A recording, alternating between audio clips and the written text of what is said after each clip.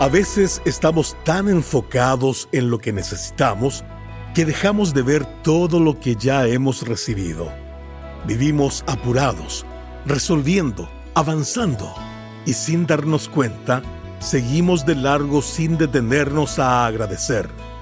Bienvenido a Sabiduría para el Corazón con el pastor Stephen Davey en la voz y adaptación de Daniel Cuquín.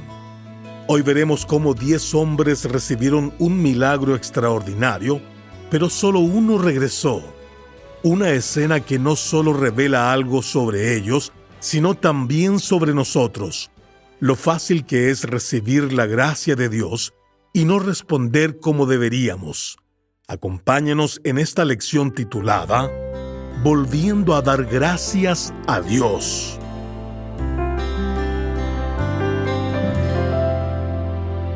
El 12 de enero de 2007, un hombre pobre que esperaba recibir donaciones tocando música en lugares públicos, se instaló en una estación del metro en Washington, D.C. Vestido con ropa sencilla y una gorra de béisbol, comenzó a tocar su violín con el estuche abierto frente a él sobre el suelo. Era la hora punta de la mañana y esperaba recibir algunas monedas de quienes pasaban por allí. Era una fría mañana de enero. La mayoría de las personas no mostró interés alguno en su situación. Además, todos iban apurados. Nadie parecía notar que aquel hombre estaba interpretando piezas de Johann Sebastian Bach con una habilidad extraordinaria. Él tocó unos 45 minutos hasta que la multitud comenzó a dispersarse y la hora punta terminó. Se estima que más de 1,000 personas pasaron frente a él. Sin embargo, solo 7 se detuvieron por unos segundos antes de seguir su camino. Un hombre de mediana edad pareció reconocerlo, se detuvo un momento, escuchó brevemente y luego dejó un billete de $20 en el estuche. Nadie más le prestó mayor atención. Algunos lanzaron unas monedas al pasar, pero al final de la mañana había reunido apenas $32.17. Cuando terminó de tocar y la hermosa música se apagó, guardó sus cosas y se alejó lentamente. Nadie lo notó, nadie lo aplaudió, nadie le agradeció por haber llenado esa mañana agitada con melodías tan hermosas. Nadie sabía que 3 días antes había agotado las entradas de un concierto en Boston. Nadie sabía que estaba tocando un violín Gibson Stradivarius valorado en millones de dólares. Nadie sabía que aquel hombre era Joshua Bell, el reconocido violinista que había debutado años antes a los 17 años en el Carnegie Hall, una de las salas de concierto más prestigiosas del mundo, ubicada en Nueva York. Lo que ocurrió en esa estación del metro fue un experimento social. Se colocaron cámaras para grabar a las personas, gente demasiado ocupada como para agradecer a este talentoso músico o siquiera detenerse a escuchar. El periodista que ideó este experimento ganó más tarde un premio Pulitzer por su reportaje sobre lo ocurrido en esa estación del metro en Washington, D.C. Fue un experimento que dejó al descubierto ese lado del corazón humano que se distrae con facilidad, que vive centrado en sí mismo, que no observa y que rara vez agradece. No sé tú, pero yo puedo verme fácilmente entre esa multitud, pasando de largo y perdiéndome el momento. Un evento muy parecido está a punto de ocurrir en la vida de 10 hombres. Las cámaras de la inspiración divina captaron este encuentro, que probablemente no tomó más de 45 minutos en desarrollarse. Lucas, como un reportero inspirado, registra este momento en su evangelio. Hoy volvemos a Lucas capítulo 17. Observemos lo que sucede a continuación en el versículo 11. Yendo Jesús a Jerusalén, pasaba entre Samaria y Galilea, y al entrar en una aldea le salieron al encuentro 10 hombres leprosos, los cuales se pararon de lejos y alzaron la voz diciendo: «Jesús, Maestro, ten misericordia de nosotros». Acompáñame a viajar a este mundo que Lucas nos está describiendo. Jesús y sus discípulos llegan justo al borde del pueblo, a la entrada de una aldea cuyo nombre Lucas no nos da. Por lo general, los leprosos vivían fuera del área común del pueblo, lejos de la gente. Se los consideraba contagiosos, impuros, indeseables, incluso castigados por Dios, como si su condición fuera una señal de culpa o de pecado. En aquellos tiempos no había diagnóstico más temido que escuchar «tienes lepra», y en muchos sentidos era una sentencia de muerte. El término griego que Lucas utiliza aquí para lepra es amplio. No se refiere solo a una enfermedad específica, sino a una variedad de afecciones de la piel.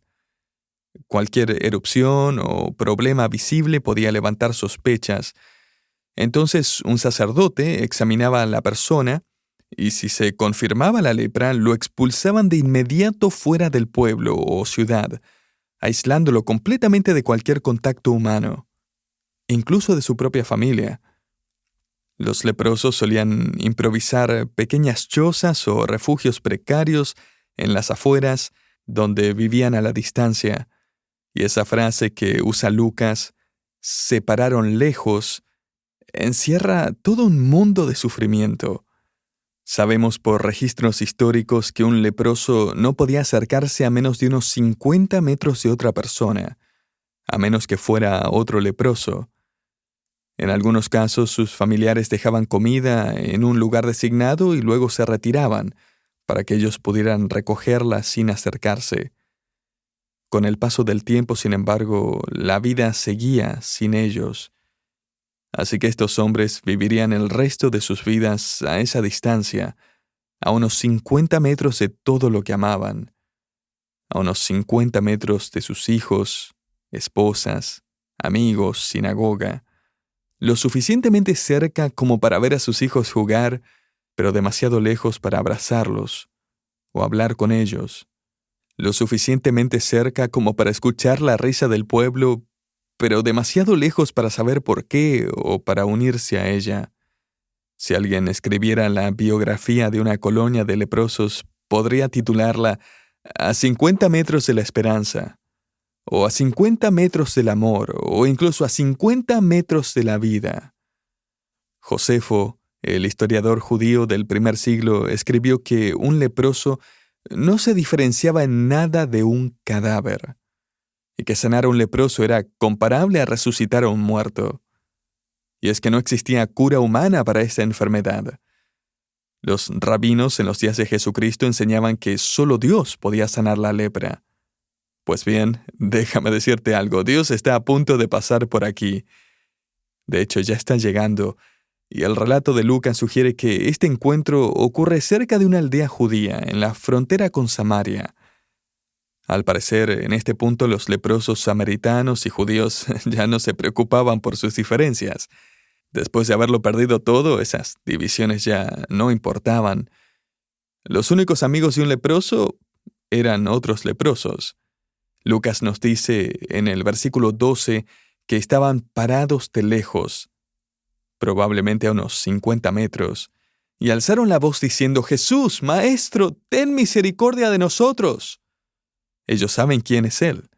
Lo llaman por su nombre, Jesús, pero también lo llaman Maestro, un término equivalente a rabino o maestro religioso.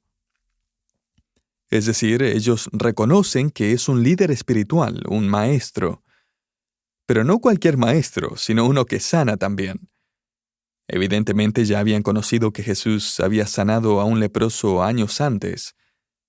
Esa noticia impactante sobre su poder se había difundido por toda la región. Aquel leproso, como Lucas nos contó en el capítulo 5, le había preguntado al Señor si estaba dispuesto a sanarlo, y Jesús respondió: «Sí, quiero», como diciendo: «Sí, estoy dispuesto incluso a sanar a un leproso».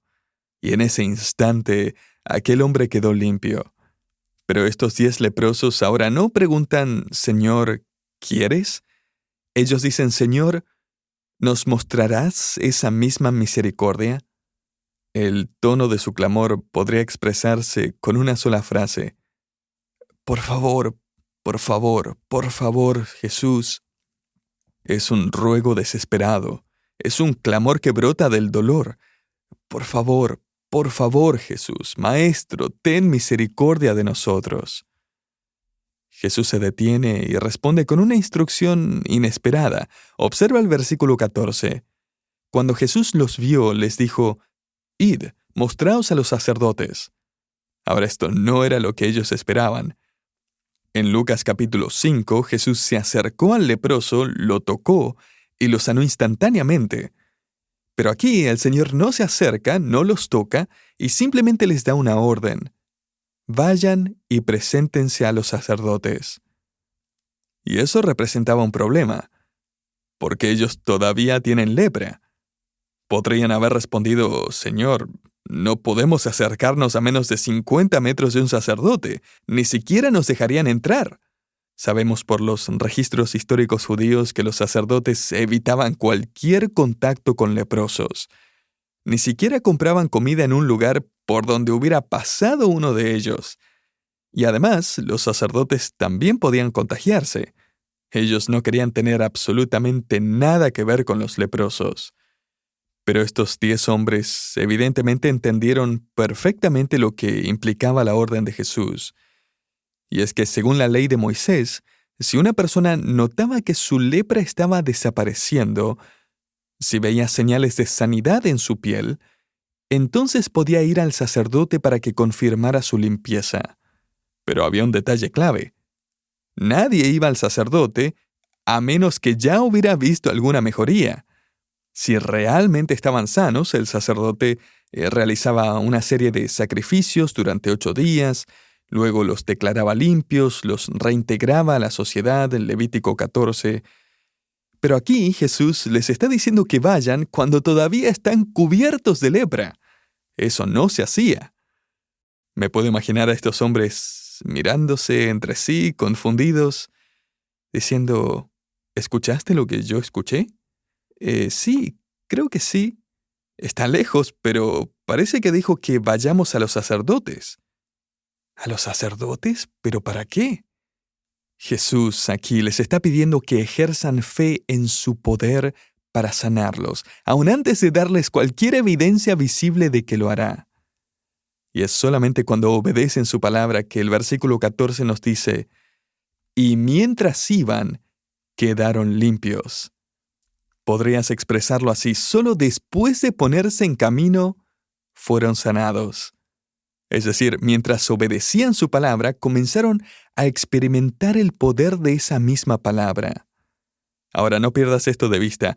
Ellos tuvieron que confiar en lo que Jesús dijo sin ver ninguna evidencia. Y por cierto, tú también. ¿Cómo sabes que irás al cielo? Porque Él lo dijo. Porque la paga del pecado es muerte, mas la dádiva de Dios es vida eterna en Cristo Jesús, Señor nuestro. Romanos 6:23. ¿Cómo sabes que realmente perdona tus pecados? Porque Él lo dijo. Si confesamos nuestros pecados, Él es fiel y justo para perdonar nuestros pecados y limpiarnos de toda maldad. 1 Juan 1:9. Así que los 10 leprosos están allí mirándose unos a otros. No sabemos cuánto tiempo dudaron o conversaron, pero finalmente todos estuvieron de acuerdo y empiezan a caminar. Tampoco sabemos cuánta distancia recorrieron antes de que la lepra comenzara a desaparecer. No sabemos si fue algo progresivo o si después de unos pocos pasos desapareció por completo. Lo que sí sabemos es que no tenían espejos, pero podían verse entre ellos. Si hubiéramos estado allí, en algún momento los habríamos visto detenerse, mirarse las manos, los pies, examinarse unos a otros y de pronto saltar de alegría, quizás llorando, abrazándose y luego corriendo lo más rápido que sus cuerpos recién sanados se los permitían en busca de un sacerdote para poder volver a la vida. Jesús, en efecto, ha hecho lo imposible. Él ha levantado a muertos en vida. Y todos salen corriendo, excepto uno. El versículo 15 dice, entonces uno de ellos, viendo que había sido sanado, volvió glorificando a Dios a gran voz. El idioma original indica que comenzó a alabar a Dios con una foné megalé. De ahí viene nuestra palabra megáfono. O sea, el hombre está gritando muy fuerte. No se puede contener. Me recuerda a una mujer a quien el pastor Charles Spurgeon le estaba compartiendo el Evangelio en Londres a finales del siglo XIX. Cuando ella comenzó a entender que Cristo podía perdonarla y salvarla, se emocionó tanto que le dijo a Spurgeon: «Si Jesús me salva a mí, no voy a dejar de agradecérselo jamás». Y bueno, este leproso tampoco va a dejar de agradecerle a Jesús por lo que hizo. El versículo 16 dice: «Y se postró rostro en tierra a sus pies, dándole gracias». Ahora él está adorando a Jesús. Antes estaba glorificando a Dios y ahora está dando gracias a Jesús, como si hubiera entendido algo más profundo. Y es que Jesús no es simplemente un rabino judío. Jesús es digno de adoración. Es el Mesías, con autoridad divina, es Dios encarnado. Solo Dios puede sanar la lepra. Y Jesús acaba de hacerlo. La adoración de este hombre postrado a los pies de Jesús equivale a reconocerlo como su Mesías divino. Lucas entonces añade un detalle biográfico al final del versículo 16. Y este era samaritano. Esto implica que algunos, o quizás todos los otros 9 leprosos eran judíos. Es como si Lucas nos dijera: el que menos esperabas que regresara a dar gracias fue el único que volvió. Los otros 9 experimentaron el poder del Señor, pero solo este hombre vino a adorar a la persona del Señor. Y observa esto, este es su primer acto en libertad. ¿Qué hace? Él corre de regreso esos 50 metros, probablemente batiendo un récord mundial, y se lanza a los pies de Jesús. En el versículo 17 Jesús le hace varias preguntas, y no porque necesite respuestas, Él lo sabe todo, sino que Él quiere llevarnos a una aplicación directa. Eso es lo que realmente está ocurriendo aquí. Y antes que nada, esto no es solo una demostración del poder del Mesías, también es una demostración de la gracia del Mesías. En el versículo 17 Jesús hace la primera pregunta: ¿no son 10 los que fueron limpiados? Y no pases esto por alto, los 10 fueron sanados. No importaba si eran judíos o samaritanos, religiosos o paganos, mayores o jóvenes, educados, analfabetos. Cada uno tenía su propia historia, su propio trasfondo. Pero Jesús en su gracia y poder los sanó a todos. Y también, no confundas la sanidad física con salvación espiritual. En este relato, solo uno de ellos es salvo. Al sanar a los enfermos, Jesús está confirmando su identidad como el Mesías, aquel que había sido profetizado para sanar y restaurar. De hecho, muchas de las personas que Jesús sanó en los evangelios aún no eran creyentes en ese momento. Y luego más adelante algunos llegaron a la fe salvadora en Él. Lo mismo ocurre después en el libro de Hechos, donde los apóstoles sanan multitudes. Incluso personas que simplemente pasaban por la sombra de ellos o tocaban su ropa. Hechos 5. Todo eso servía para confirmar que ellos representaban verdaderamente al Mesías y su reino venidero. Era sanidad física, pero no necesariamente sanidad espiritual. Y no olvides esto también, la sanidad física de estos 10 leprosos fue temporal. Aún así, un día iban a morir. Pero la sanidad espiritual, la salvación, es eterna. La sanidad física de los 10 demuestra la gracia del Señor, porque Él no solo sanó a sus seguidores, Él no solo sanó a sus amigos, no sanó solo a los líderes de la sinagoga o a sus compatriotas judíos. Eso es gracia. Y entonces Jesús hace otra pregunta en el versículo 17. ¿No son 10 los que fueron limpiados? ¿Y los 9 dónde están? Ahora Jesús sabe perfectamente dónde están. Simplemente está señalando una realidad. 10 leprosos fueron sanados, pero 9 de ellos solo se interesaron por la sanidad y no por el sanador. Una vez más, qué demostración de gracia. Si yo hubiera sido Jesús, habría levantado la mano y a los 9 les habría vuelto la lepra, y el doble de grave. Pero pensándolo bien, qué fácil es mirar a esos 9 y no ver nuestra propia ingratitud, ¿verdad? ¿Alguna vez has pensado que si Jesús hiciera por nosotros solo aquello por lo que le damos gracias, estaríamos en serios problemas? Imagínate que Jesús dijera, hoy haré una cosa por ti, y si me das las gracias haré otra.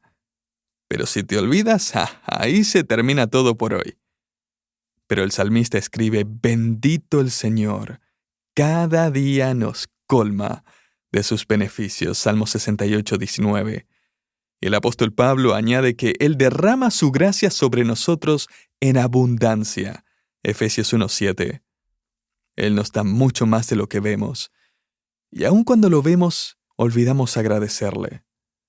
Piensa en esto, Jesús sanó a estos 10 hombres sabiendo de antemano que 9 de ellos se irían sin mirar atrás, sin siquiera gritar un gracias, mientras corrían de vuelta al pueblo. Recibieron el milagro, pero no querían al Mesías. Pero este hombre no sigue de largo, como la gente apresurada a la hora punta.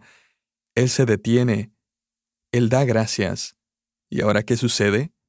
Versículo 19, y le dijo Jesús, levántate, vete, tu fe te ha salvado. Algunas traducciones lo expresan como tu fe te ha sanado, porque la palabra griega soso puede significar ambas cosas, sanar o salvar.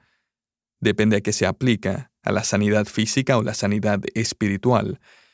Pero aquí Jesús evidentemente está diciendo algo más profundo, porque los 10 ya habían sido sanados físicamente.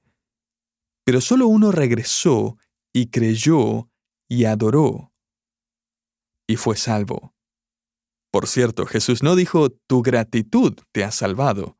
No, Él dijo, tu fe, expresada en adoración a mis pies, reconociéndome como tu Mesías. No solo te ha limpiado de la corrupción física, también te ha sanado de la corrupción espiritual. Antes de dejar esta escena, hagámonos una pregunta. ¿Qué podemos aprender de esta tendencia tan natural de la ingratitud?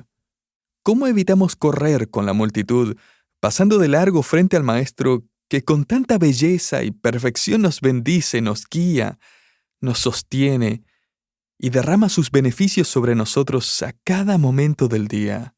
¿Cómo desarrollamos la capacidad de detenernos y aplaudir, por así decirlo, su obra divina en nuestro favor? En otras palabras, ¿cómo aprendemos a decir gracias? Permítame sugerirte 2 ideas. Primero, toma tiempo para pensar en su gracia. Toma tiempo cada día para mirar a tu alrededor y reconocer la mano de Dios. Con mis nietos ahora estamos jugando a ese juego Veo Veo.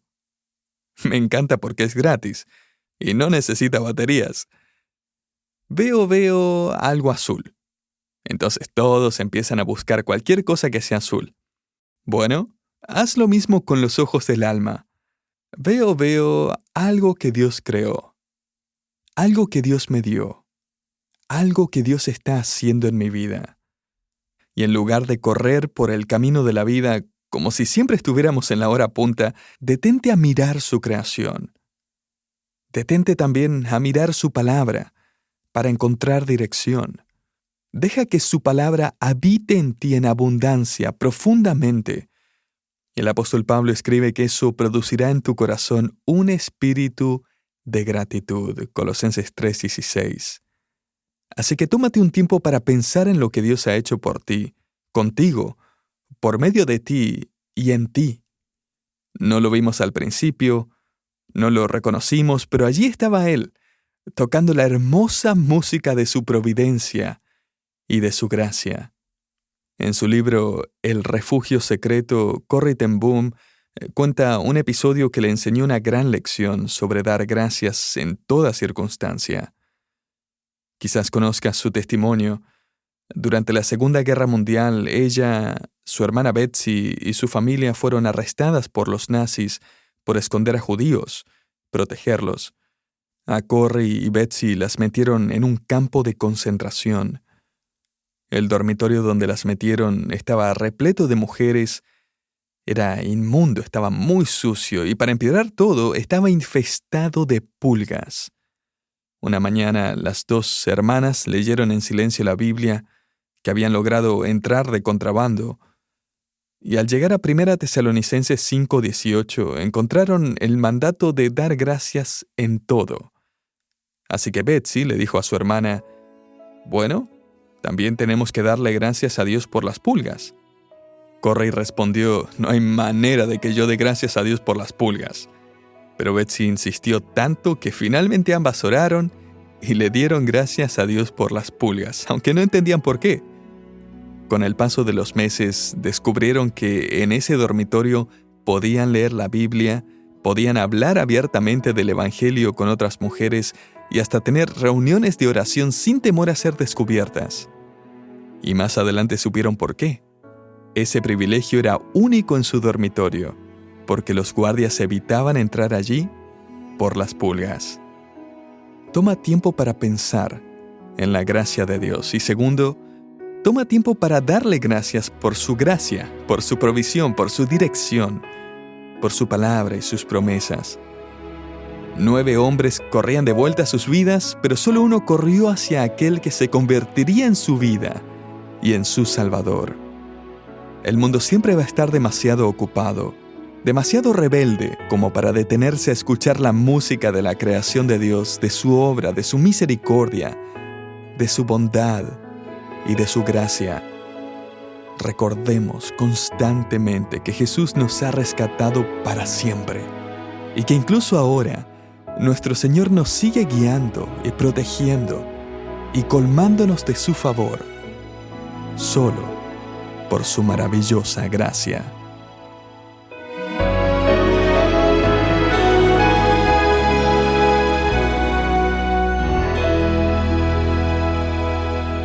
Este pasaje nos dejó una pregunta personal. ¿Estamos simplemente recibiendo o también estamos agradeciendo? Gracias por acompañarnos hoy en Sabiduría para el Corazón, una producción de Sabiduría Internacional. Hoy estudiamos juntos esta lección titulada Volviendo a dar gracias a Dios. Si este ministerio ha sido de bendición para tu vida, te invitamos a ser parte de lo que Dios está haciendo a través de Sabiduría Internacional. Tu ofrenda nos ayuda a llevar la palabra de Dios a más personas para que ellos también puedan conocer, creer y responder a su gracia. Puedes colaborar hoy visitando sabiduriainternacional.org/ofrendar. Soy Hugo Zúñiga y te esperamos en el próximo programa de Sabiduría para el Corazón. Bendiciones.